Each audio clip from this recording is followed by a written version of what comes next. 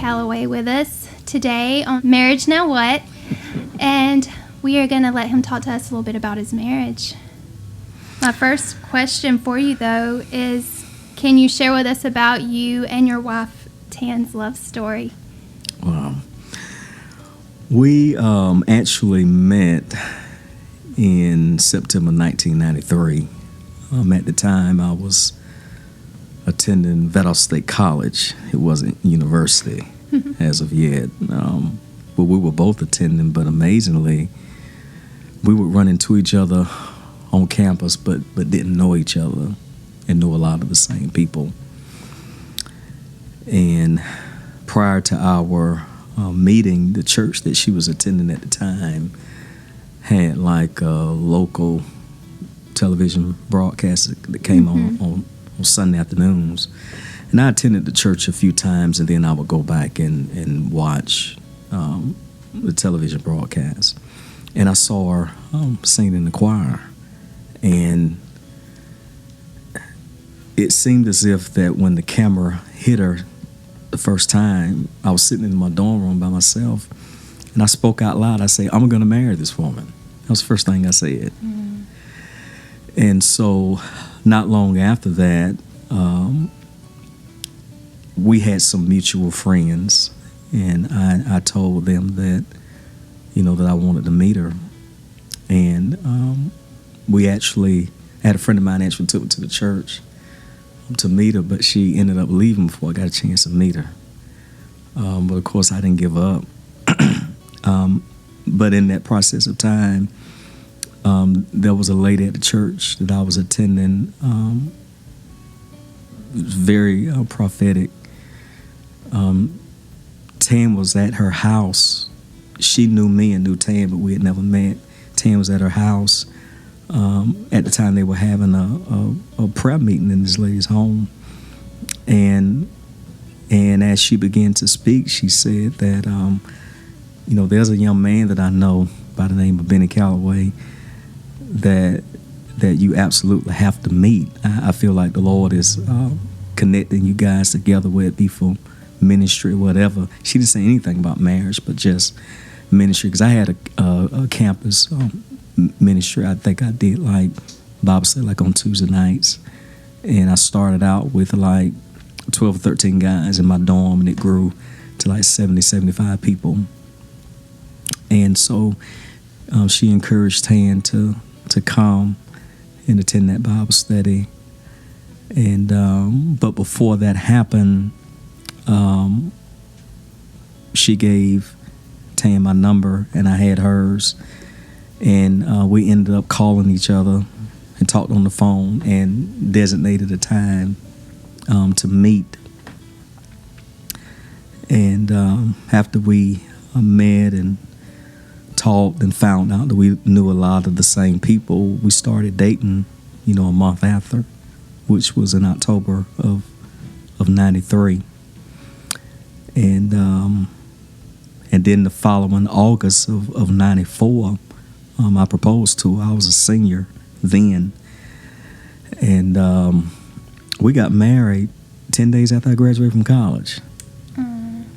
And, of course, we were married almost 24 years. And she passed away a month before our, 24th wedding anniversary. So it was really destiny.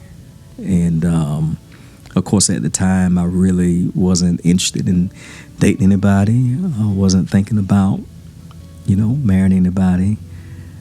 And I guess it's kind of like, I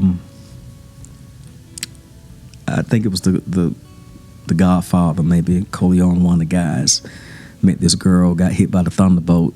And so I got hit by the thunderbolt. And so, yeah, I mean, it was just the way it happened. And it really brings about, a lot of sweet memories. It was prophetic circumstances, that really brought us together.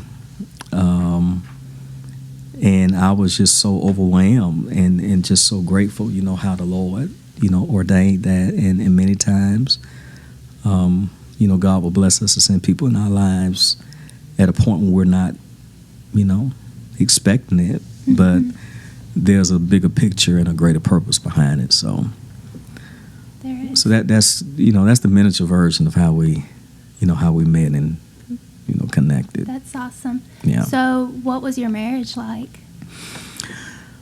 We had a great marriage. We had our ups and downs like any other married couple, but we just always supported each other. She was my number one supporter, in ministry. I had just started preaching maybe about a year or two when we met.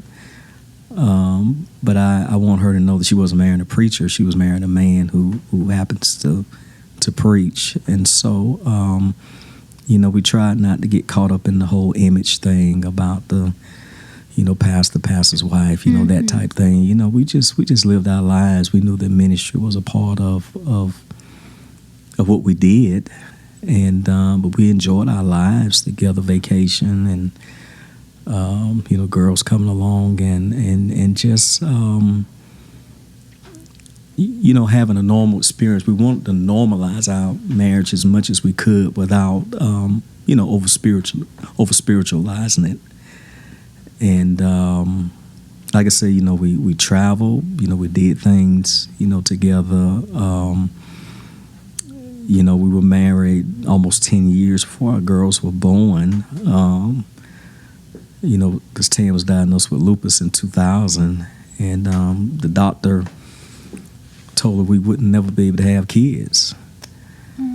And there just came a point that, as we, prayed and trusted the Lord and had other people, to pray with us, in 2003, she conceived. And at the time, she was 34, and then it was a high-risk pregnancy. They said that our oldest daughter, Hannah, she may not live, and if she did, she would have developmental delays. And she was born at 26 weeks. Wow. A pound and 11 ounces. She was born in Savannah, Memorial Health Hospital over there in Savannah. We were living in Douglas at the time. Douglas, Georgia. I was pastoring over there. And but Hannah ended up having a blood transfusion. She was just small, and the doctors told us that she would have to be at least 5 pounds before we could bring her home. But she stayed in the hospital for 34 days, and we brought her home at 3 pounds 4 ounces. She was just small. And so the nurses and the doctors, it was like, there's nothing wrong with this baby. This baby is just small. And this child had small parents. And so Hannah's 15.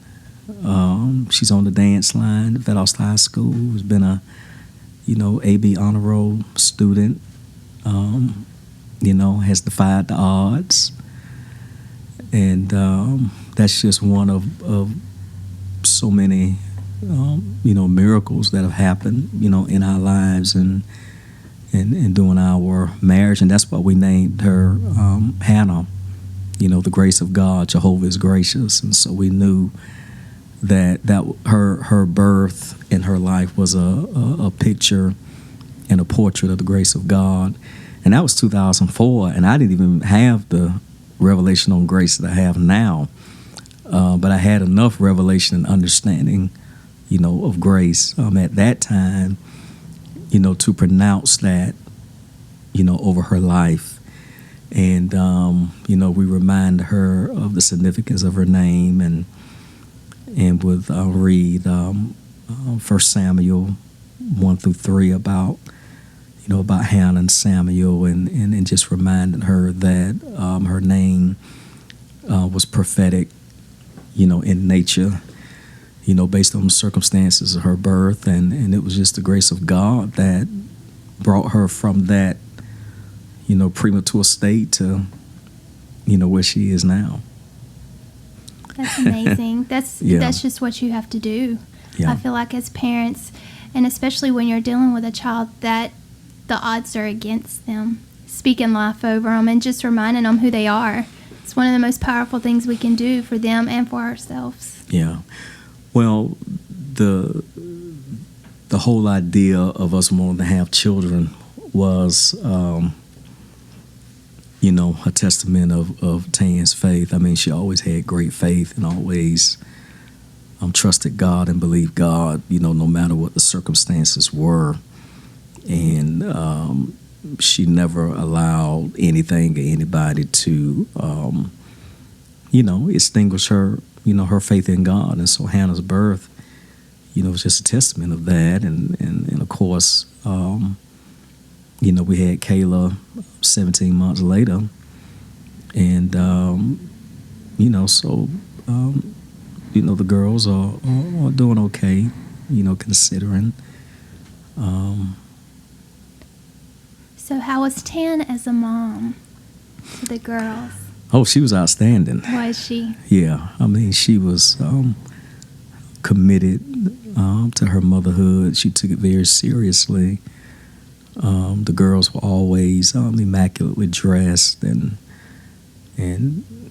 she just was always on spot, with them. And even with her teaching them on, how to be godly young women, upstanding women, women of standard, young women that, is not going to compromise, their standards. She was outstanding, as a mother. It's kind of like the old commercial used to come on television about Shake and Bake, about the mother and the daughter is in the kitchen, and they make the pork chops, whatever, with Shake and Bake, and at the end, the little girl says, "Mom made Shake and Bake, and I helped." That's all I can say about parenting. She did the work, and I helped. But yeah, she was outstanding. As a mother, she was committed to family. Yeah, she was so beautiful to me. And one thing that I admired is every time I saw her, it was like light just emanated from her body. And I loved the way she dressed. I've told Ben before, I just love the way that you express yourself through clothing and dressing. And it just brings... I don't even know how to put it in words. It's like so much joy inside my soul to see. He's related it to the kingdom of God before. He's like, you've seen this somewhere else, and this is the best way we can represent it on earth. And I believe that. Like, I just loved the way that she would dress, the way that she would have the girls all put together. It was such a beautiful family. I'm truly sorry for your loss. Thank you. When I saw it, I was actually going to bed that night, and I had looked at my phone one more time, and I saw it, and my heart just fell to the floor. And I was like, oh my gosh. Like, I told my husband, I was like, I can't believe this. Like, I mean, I didn't expect it, and it really hurt my heart bad. And I'm so sorry for your loss. Thank you. Do you want to talk about that? Yeah, I can. Tannen always had health challenges, ever since we were married. And it always seemed as if that no matter what kind of health challenges she had, she always bounced back. I mean, from, being diagnosed with lupus, to having shingles, to having digestive, intestinal, issues. She had health challenges, but, she just never let it get her down. She continued to work full time. She continued to, haul the girls around to their activities, with dance and extracurricular activities. She supported me in the ministry. Everywhere I went to preach, I mean, she was right there. And it was to the point that she really had to be feeling bad that she was going to miss church. I mean, she was just totally committed, totally sold out. And she just never allowed any health challenge to stop her from doing what she felt like she needed to do, to support her family. She was involved in the community, different nonprofit, social type, organizations. So, I mean, she was really out there. And, but as I kind of reflect, in the beginning of 2018, her health began to, slowly decline. And, she, had a few hospital visits in between that time. But again, she bounced back. And I remember very clearly, December 19th, 2018, she took off from work that day. And that's one thing that she didn't do. She never took off from work unless she was in the hospital. I mean, she always went to work. She loved her job at Heritage Healthcare here in Valdosta as an activity director. She loved working with those residents, scheduling church services, bingo, having volunteer banquets. I mean, that was her ministry. That was her mission field, ministering to the residents, ministering to the families, people that came out of the community, to support the nursing home. And when I met her in 1993, she was working at the nursing home as a CNA. She would work from 11 to 7. And, of course, I was a full-time student. I started working my senior year.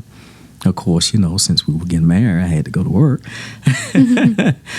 And so she would work 11 to 7, but normally her break would be around 4:30 in the morning.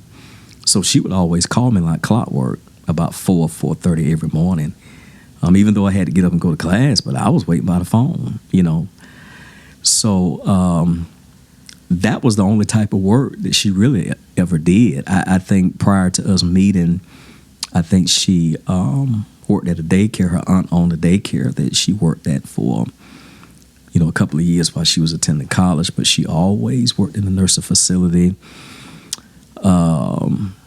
She was activity director of the year in 2004. She won all type of, state awards and all types of, certifications, honors, plaques, certificates. She wrote she wrote a newsletter for the company called Tan Talks, and she was just really a powerful force for the Georgia Nursing Home Association. I would take her to her meetings up in Atlanta, Macon, when the Georgia Nursing Home Association would have their conventions. When I was able to take off from work, I would go with her. We went all over the state to those different conventions where she had state offices. She did run for state president. She didn't win state president, but I think she was like a vice. So just heavily involved in that arena. And she ended up meeting so many people of faith, just in that arena. There were several people that we just met that were involved in the Georgia Nursing Home Association that worked at different nursing homes throughout the state of Georgia. And I was just assured that was her, that was her ministry. And like you say, with her radiance and brightness, cheerful personality, it just did so much for, all the people that she encountered. So she really got a handle on her ministry very early. She knew what the Lord had called her to do. And I identified her gift as an exhorter. Romans 12:8, it says, he who exhorts on the exhortation simply means to point a person forward, to encourage and provoke and advocate to do the will of God. And that's what she did. And like I said, she was my biggest supporter. She was my counselor. When it seemed that I was, the railing off the track. She would help get me back on the right track. She would bring me back into a place of soberness. And like I said, she was my biggest support. So when she passed away, I was devastated. And I had no point of reference. I mean, I've had friends, family members that have lost spouses, and I've always tried to be a means of comfort and support to them. But being able to walk this out myself, momentarily, I was helpless.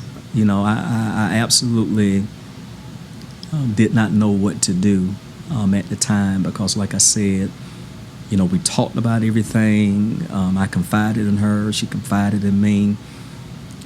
She was faithful. She was committed. She stuck by me through so many ministry changes. When I didn't have anything, she still loved me, still wanted to marry me, still wanted to be with me. And so it's just been a matter of, living day by day by the grace of God. And she had such a larger-than-life presence until being able to find ways to live without her being there. It's still difficult. It actually feels like I'm still waiting on her to, come through the door, or call or text and say, I'm on my way home, or you guys okay, or the things that she would normally do. And she passed away on May 26th. I actually preached her funeral. I eulogized her, and it was one of the hardest things I ever had to do in my life. I've been preaching for 27 years, and I've eulogized several people, but to preach your own wife's funeral, that was tough. But I felt the sense of obligation to do it, because she told me that she wanted me to do it. So I wanted to honor her request. And when I told the girls that I was going to preach her funeral, they was like, "No, Dad, no, you can't do it. You can't do it." And I told them, I said, your mother requested, for me to do it, and I said I'm gonna honor her wishes. And the Lord gave me the grace and the strength to do it.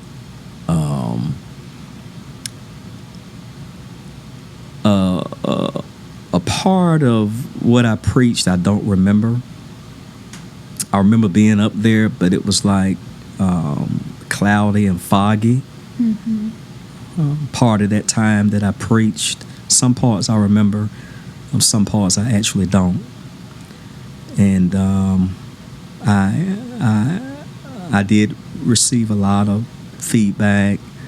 There are people that I still run into. They say, we don't see how you could have did that.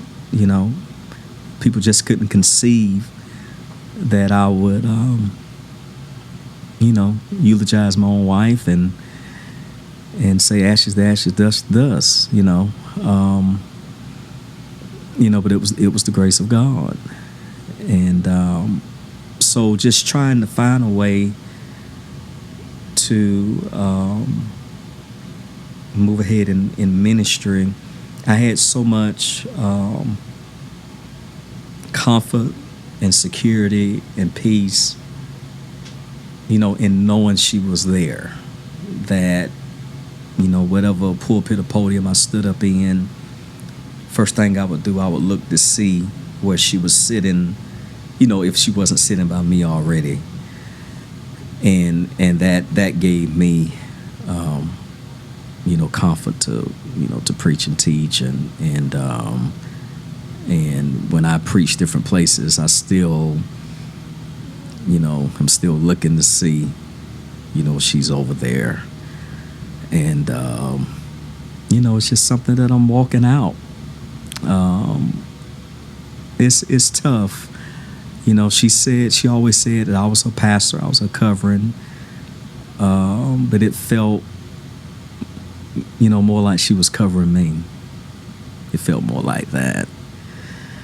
And not just ministry, but just life. I mean, she was my partner. I mean, we weren't married as long as others that may have been married 40, 50 years. I mean, but we were married 24 years, and that's half of my life. I'm 46, so I spent half of my life, with her, and that's all I know. She had her own distinct identity. She was her own person. She wasn't a trophy wife. She just wasn't Benny's wife. But she was Tan. She had her own personality. She had her own identity. But we also had our own identity together, while we also had our own distinct identity. So I never tried to mold her, shape her into, my image or likeness. I mean, she was her own person, but we complemented each other well. I'm an introvert. She's an extrovert. I would tell her she needs to stay home more.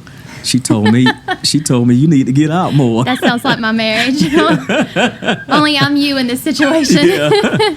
And I never got the sense being around you guys that she was hiding in your shadow. Never. Like it was like she was always Tan. Yeah.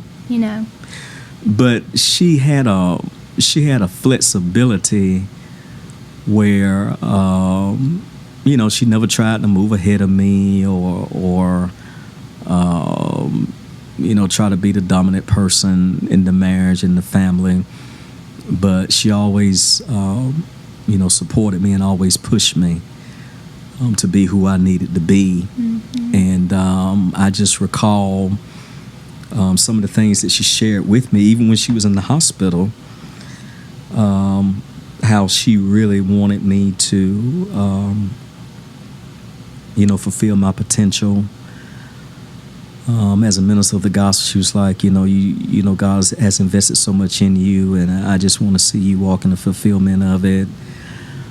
And she was just always complimentary, and it's like whenever I preached, she always acted like she heard me preach for the first time. I mean, she was just so excited, and she'd be jumping up and shouting, and had so much enthusiasm, about the word, and it just wasn't something she just did in public. I mean, we could sit around talking about the word like you and I are conversating now, and she would get excited.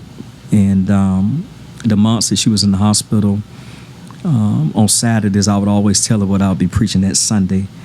Just kind of give her a preview. She wanted to be at church, and she said, "Oh, I'm missing it." And what are you preaching this Sunday? And I would see to it that I would, minister to her, and then we would have friends that would record the services live on Facebook. She could watch it on her phone and things like that. So even in her final months, her focus was still, on ministry. Want to make sure that I was okay, that the girls were okay. She never talked about dying or talked about, I'm going to leave you guys. But she still provided us instruction. And, and I have to be honest. I mean, the day that she passed away, I got up that morning. I had no inclination, that, she was going to pass away. The night before, we laughed, we talked, we had fellowship, we told each other we loved each other. There was nothing unspoken. As a matter of fact, we were on the phone because, I think that night, May 25th, Jimmy Kimmel did the remake of the Jeffersons and All in the Family on ABC. So we were on the phone talking about that, Jamie Foxx being George Jefferson and Woody Harrelson being Archie Bunker, I think. And so we were just laughing and talking about that the night before. And I had no inclination that she would pass away the next day. And so we ended with laughter. We ended with joy. We ended talking about Jeffersons and all in the family. So it wasn't anything,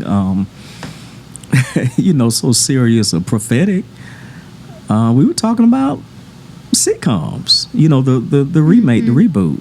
And I checked on her that morning and asked her if she was okay. She said, yeah, I'm fine.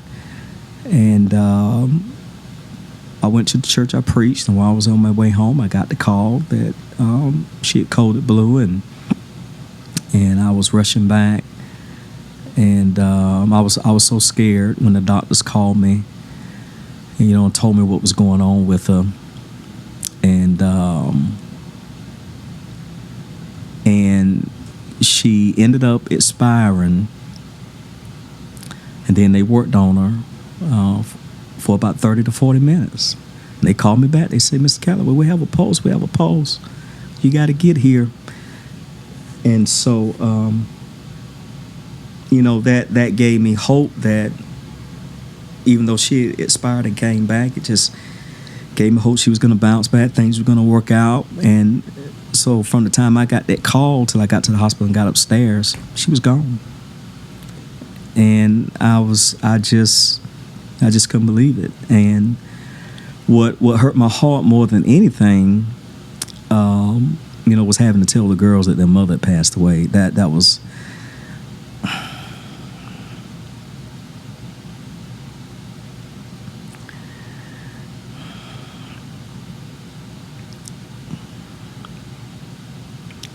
the hardest thing I've had to do, was tell them that. And so many things began to cross my mind. I'm like, Lord, I have these two teenage daughters.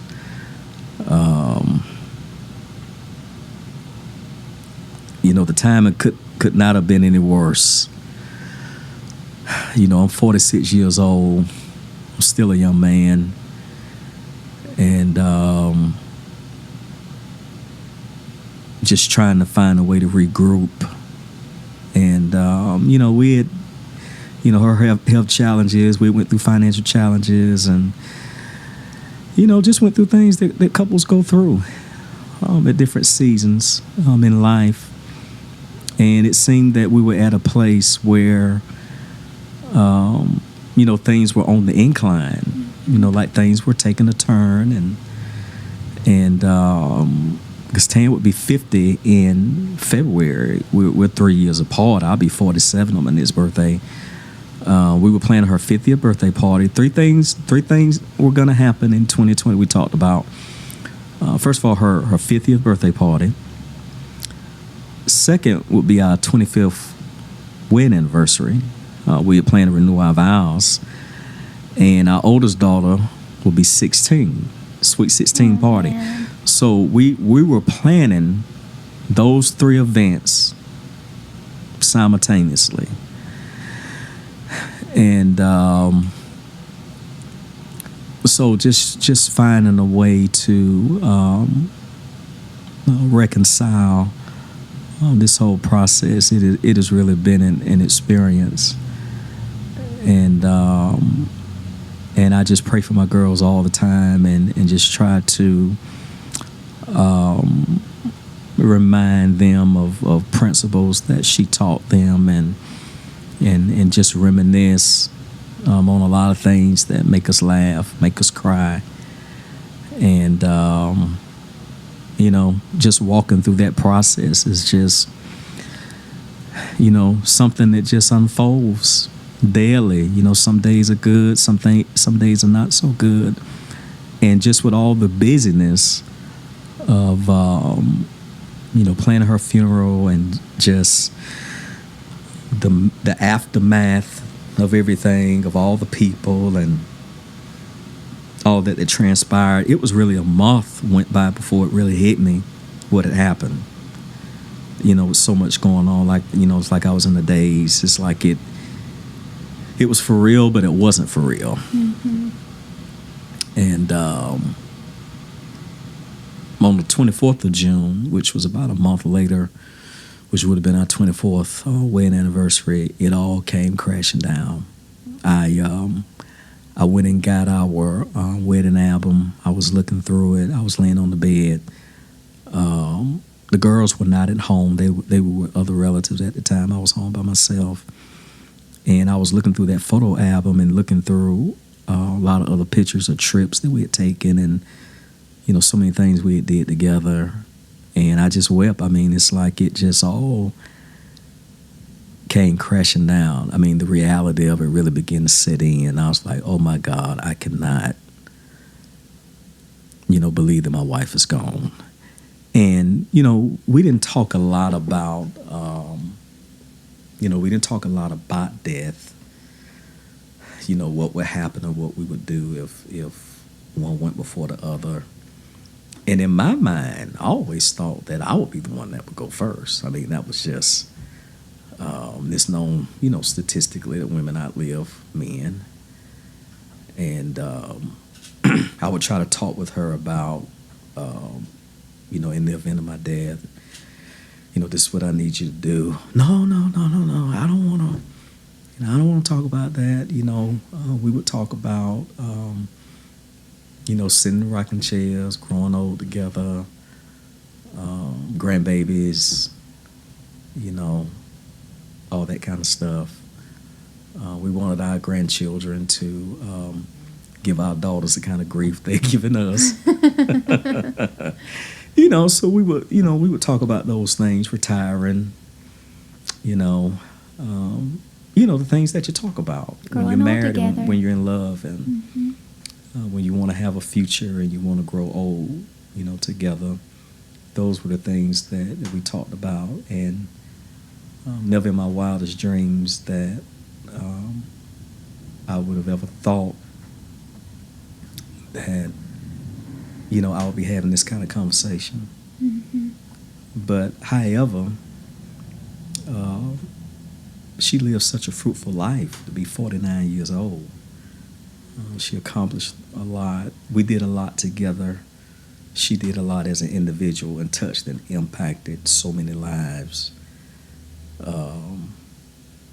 I think there had to be maybe 1,300 people at her funeral. Oh, my goodness. And we got calls from all over the country and even outside the United States of people that would have came, but circumstances would not have allowed them to come. So, and her impact and her presence is greatly missed. Not just by me and the girls, but so many people Mm-hmm. that she's touched. And you would think an area like Valdosta is a small town in a sense and a larger town in a sense that a lot of people would know, but there's still people that's just finding out. We were in a restaurant, the girls and myself were in a restaurant in Thomasville Sunday, and there was a waitress that remembered my wife. The waitress was like, where's your wife? And I hadn't seen her in a while, because I know you guys are always together, and she memorized the same meal that my wife would order. She memorized it. And I had to tell her, my wife had passed away, and that waitress, she could not believe it. I have two neighbors that lived down the street that didn't know Tana passed away. And she had been gone for about a month. They had no idea. So, you just have it where people from afar may be aware, but sometimes people close by may not be aware because of life and lifestyle and circumstances. So, Yeah. yeah. So what does the future look like for you and the girls right now? You're still so fresh in the process, but what do you see Yeah. for the future for you? And Kayla and for Hannah? It's really hard to say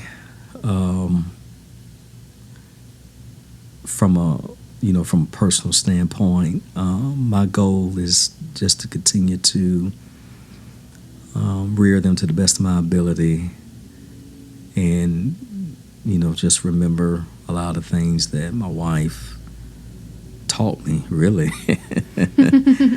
About parenting and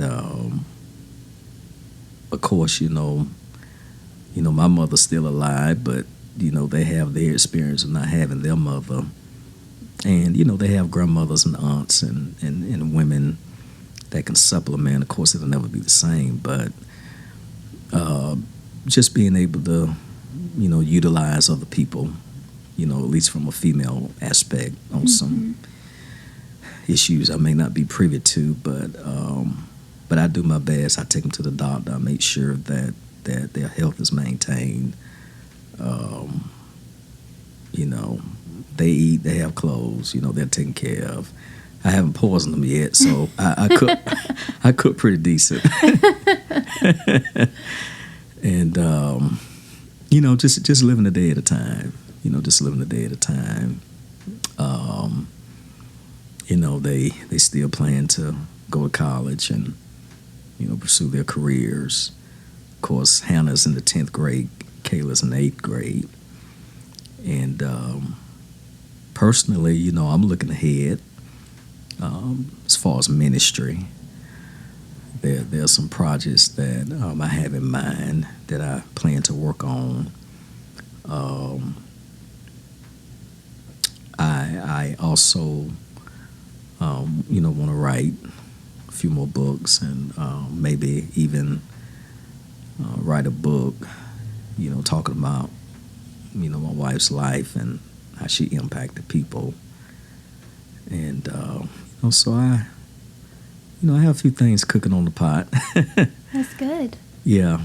And just the inspiration that she gave me, gave us, is a driving force to move forward, even when I, feel like giving up, because my personality type would be really to just, shield myself away from the public and not really want to talk to anybody or be out. But,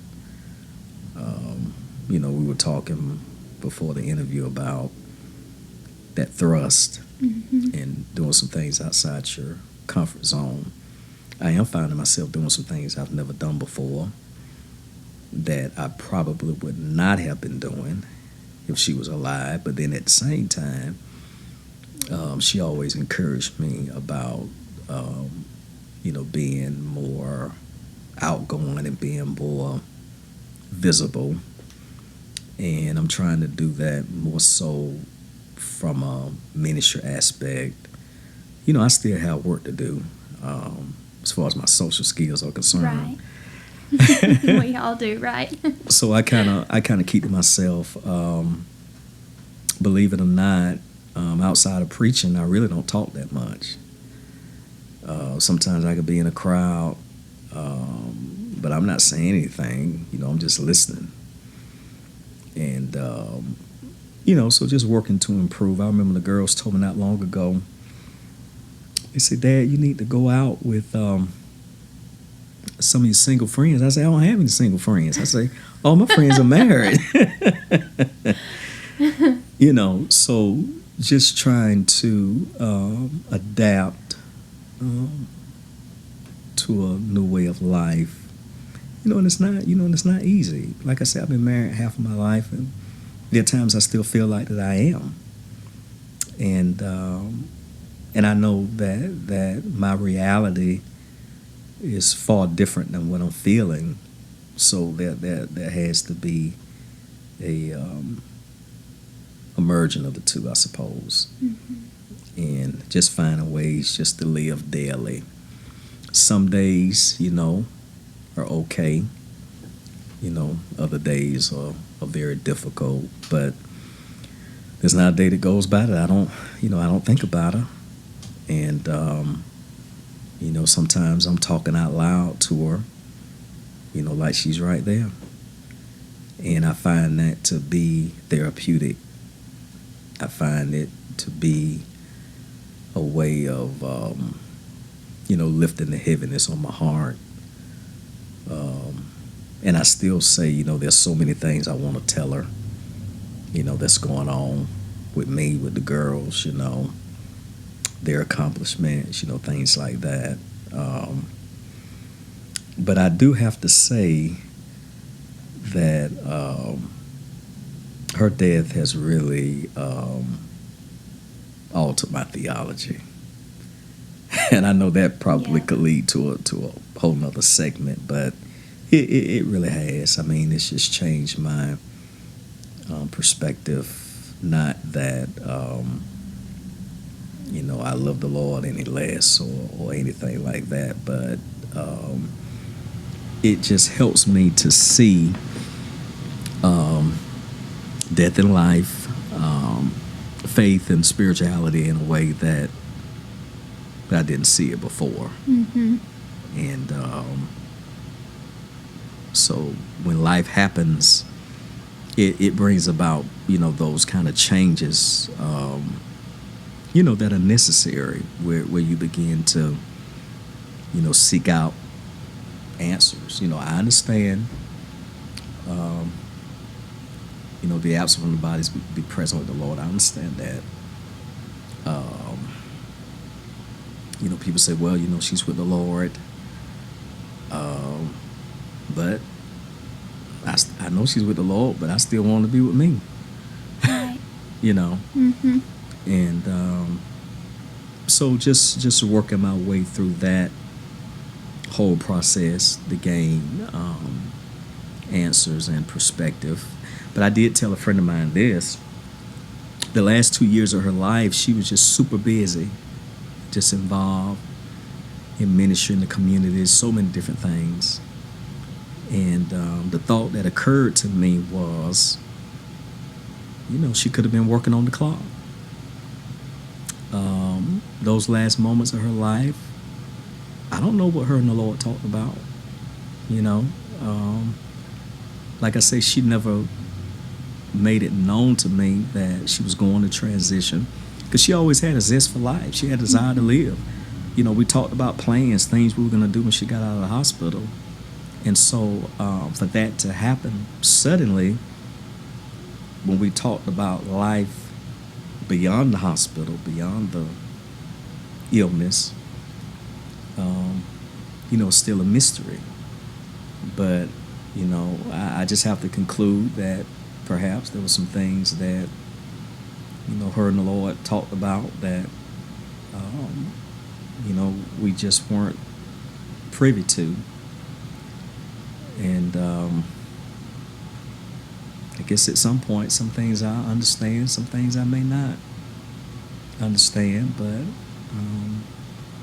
I just move forward, you know, keeping her in my heart, honoring her legacy, and there'll never be another Tan Calloway, that's for sure. No, there won't. What is one piece of advice you would give to people who find themselves in the same position that you are in now? I would say surround yourself with positive people, faith-filled people, not necessarily religious people, Mm-hmm.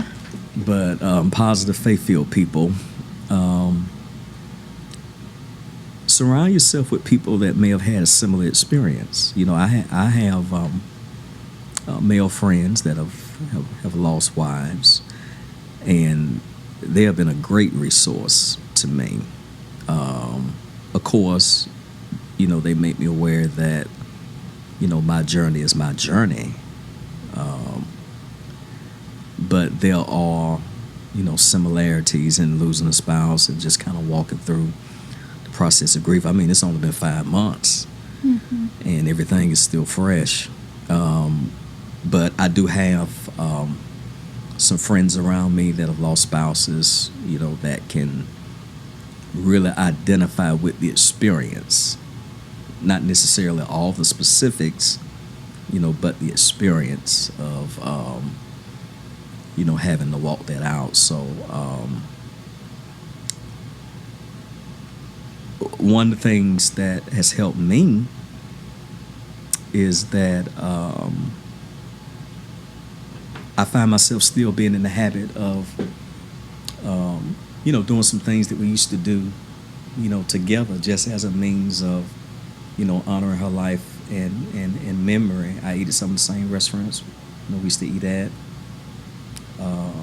If I'm out of town, I go to some of the same places we used to go, just as a means of remembering, how precious those times were, that we had, together. So, I think those things help.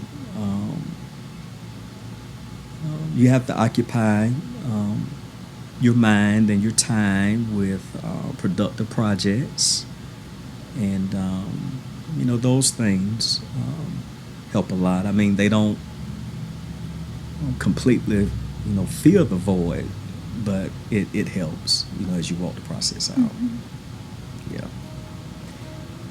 Well, I really appreciate you coming on. It's an honor for me personally to sit down and have a conversation with you. The honor's mine.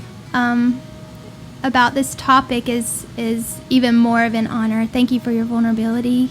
Thank you for talking to us about this, even though you're still going through the process. It's still so fresh. Yeah.